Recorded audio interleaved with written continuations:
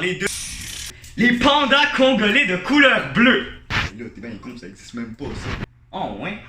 Bon ben, ça sera sur les immigrants. Les immigrants! C'est quoi un immigrant? Ben c'est simple.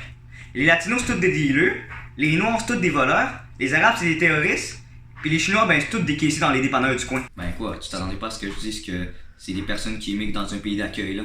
Soyons réalistes. Pour cette vidéo, rien que pour vous, j'ai interviewé quelques immigrants. My name is Nicholas Boltfeld. I'm from England. Buenos días, mi nombre es Liliana Artunduaga y vengo de Colombia. Meu nome é Marcos Alves, venho do Brasil. Bonjour, je m'appelle Lucas Machenko et je travaille pour le gouvernement du Canada au ministère de l'Immigration, Réfugiés et Citoyenneté Canada. Donc je travaille pour le département de la citoyenneté. Bon, il y a trois types d'immigrants. Les réfugiés, les personnes qui cherchent refuge dans un pays d'accueil car leur vie est en danger dans le sien. La catégorie économique qui viennent pour travailler, étudier, etc. Et il y a aussi la catégorie de réunification familiale qui, comme son nom l'indique, viennent pour se réunir avec leur famille.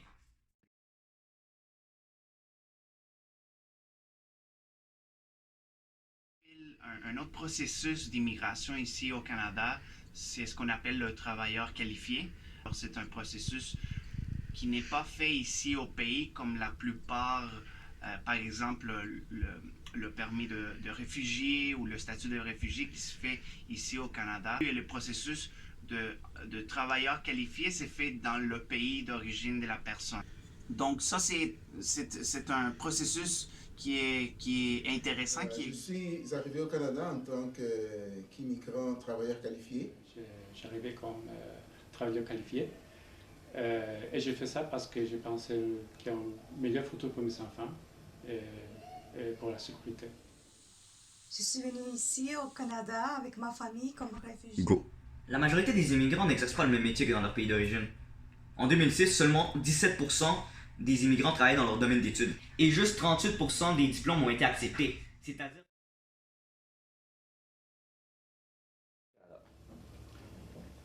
J'ai jamais travaillé en Angleterre parce que j'ai quitté le pays quand j'ai 6 ans. J'ai migré en Espagne. J'ai habité en Espagne 31 ans. J'ai jamais étudié ma profession. J'ai commencé directement en travaillant et j'ai commencé comme apprenti de photographe. J'ai réussi ma présence comme photographe a commencé comme ça, jusqu'à être un photographe professionnel dans le domaine de la photographie publicitaire. Mais quand je suis arrivé au Canada, je n'ai pas trouvé d'emploi comme photographe parce que je pense que je suis sous-qualifié pour les offres d'emploi que j'ai trouvées. Et j'ai décidé de changer la profession. Dans mon pays, j'étais psychologue. Pour cela, j'ai fait des études durant 5 ans et après 1 an et demi pour devenir spécialiste en éducation et en processus de l'affection. Oui, au Brésil, j'étais professeur universitaire et j'ai travaillé jusqu'à la veille de mon embarquement, jusqu'à la dernière minute. Rendu ici, oui, j'ai travaillé dans mon domaine. Pour y arriver, j'ai eu 23 années d'études. C'est très difficile d'arriver et commencer à travailler dans leur métier, étant donné que leur diplôme, leur profession, souvent ne sera pas reconnue ici au Canada, ici au Québec. Donc la plupart du temps, les gens doivent passer par l'école, doivent révalider leur titre, donc avoir leur diplôme à nouveau, passer des examens pour faire partie de l'ordre, par exemple, des ingénieurs, des infirmières, pour par la suite, se trouver un travail dans leur métier.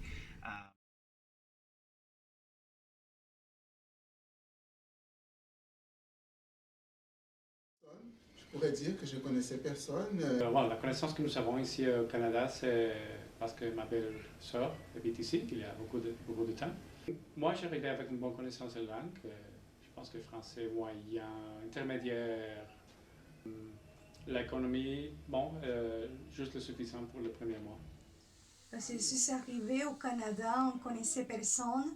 En fait, on est arrivé avec mon conjoint. Mais ça... Bien sûr, un immigrant doit affronter plusieurs défis comme l'adaptation dans son nouveau pays. Que ce soit la langue, la culture ou même la gastronomie, il est difficile de s'adapter. Durant les premières années, les immigrants font la francisation et ne peuvent donc pas travailler en même temps. Pour subsister à leurs besoins, le gouvernement offre donc l'aide sociale. Il y a même des immigrants qui travaillent et étudient en même temps pour subvenir aux besoins de leur famille. Et oui, parce que la plupart du temps, les immigrants arrivent avec un budget très serré qui ne permet pas de les maintenir durant très longtemps et des fois, l'aide sociale n'est pas suffisante. Et vient le temps de travailler. Une fois que tu connais un peu la langue française, tu peux commencer à travailler. Si ton diplôme est accepté. Sinon, tu fais comme la majorité des immigrants. Tu recommences tes études. Par contre, t'es plus aussi jeune qu'avant, maintenant t'as une famille. J'ai jamais reçu l'aide sociale. J'ai toujours eu un emploi. J'ai déjà, oui, reçu le chômage en tant que tel. Mais l'aide sociale, non. On était sur l'aide sociale pendant une année et demie. Bon, nous avons reçu l'aide sociale pendant 1 an. A été suffisant. Pas pour faire beaucoup de choses, mais c'est suffisant. Donc, la plupart des gens qui arrivent donc ici au Canada, c'est un peu, ils doivent recommencer leur vie à nouveau. Donc, ils ont laissé leurs emplois, leurs diplômes, ils ont laissé leurs biens. Bien sûr, au début, c'est un peu difficile de trouver un emploi parce que il existe la barrière de la langue. Donc, c'est une barrière qui fait en sorte qu'ils ne peuvent pas nécessairement trouver un emploi dès leur arrivée ici au pays. Donc, l'aide sociale, c'est une option, je dirais, plutôt obligatoire pour les gens qui arrivent ici. Pourquoi? Je n'ai pas étudié au Canada. Mes études ont été reconnues. Donc, j'ai une maîtrise, j'ai un baccalauréat en communication et une maîtrise en relations internationales ou politique internationale, si on préfère. Je n'ai pas eu à étudier ici, ça a été reconnu à 100%. Je n'ai pas étudié au Canada. Moi, je pense que je suis chanceux. Ça, c'est déjà mon deuxième emploi, mais dans les 2 emplois, j'ai reçu une formation directement à l'entreprise. Après que nous avons arrivé, c'est plus ou moins 1 an que j'ai trouvé l'emploi. Et d'ici, c'est très différent de notre société, alors ça nous a pris quelques années. Donc, le processus de devenir un petit peu plus indépendant par rapport à l'aide sociale dépend toujours de la personne. Donc, c'est très diversifié. Par exemple, la difficulté qu'ils vont avoir pour trouver un emploi ou apprendre une nouvelle langue.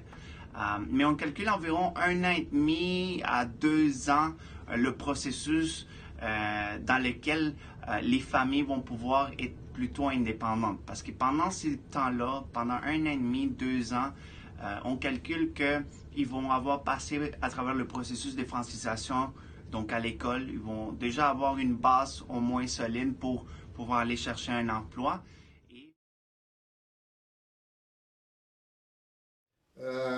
Une fois, j'ai eu une situation très particulière. J'ai reçu un ticket en tant que piéton.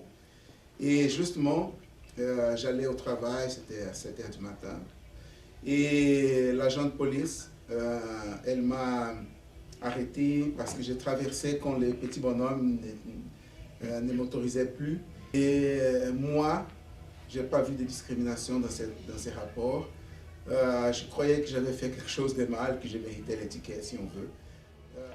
Non, jamais. J'ai jamais vu ça. L'adaptation d'un immigrant peut être très compliquée ou plutôt simple. Cela dépend de l'immigrant et de plusieurs facteurs comme l'âge, la langue natale, la culture, etc. Mais une chose est sûre, une fois un immigrant adapté, il apporte énormément à son pays d'accueil. Premièrement, les immigrants servent à peupler les régions peu peuplées. Eh oui. Comme Jonquière ou même le Saguenay-Lac-Saint-Jean. Deuxièmement, les immigrants apportent une diversité culturelle impressionnante, que ce soit en musique, culture ou même en langue. En 2011, plus de 200 origines ethniques ont été déclarées au Canada. Troisièmement, les immigrants ont un apport économique gigantesque pour le Canada. Celui-ci ne peut pas se calculer très précisément, mais un exemple parfait de celui-ci, c'est les entreprises agricoles. Il y a plusieurs autres avantages comme les entreprises indépendantes qui appartiennent à des immigrants. Je vous salue donc et je vous dis à la prochaine. Je vous laisse mon Facebook par ici, mon Instagram ici et vous pouvez vous abonner sur ma chaîne YouTube.